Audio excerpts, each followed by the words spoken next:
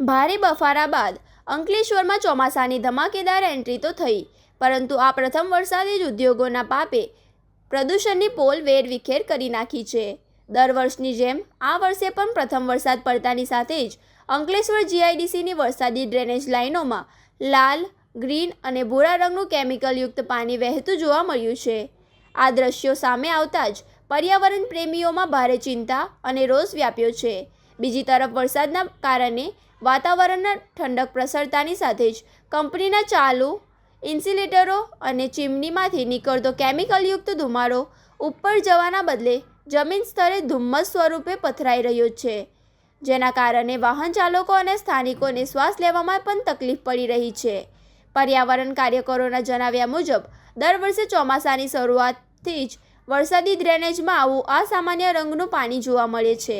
ઉદ્યોગો દ્વારા વરસાદના પાણીના આડમાં કેમિકલયુક્ત પાણી છોડી દેવાતું હોવાની આશંકા છે. આ વરસાદી નાળાઓનું પાણી આગળ જઈને નર્મદા નદી અને અન્ય સ્થાનિક જળસ્ત્રોતોમાં ભળે છે, જે જળ સૃષ્ટિ અને માનવ સ્વાસ્થ્ય માટે ઘાતક સાબિત થઈ શકે છે. ઘટનાના વિડીયો અને તસવીરો સોશિયલ મીડિયા પર વાયરલ થતાં પ્રદૂષણ નિયંત્રણ બોર્ડ જાગશે કે કેમ તે મોટો સવાલ છે.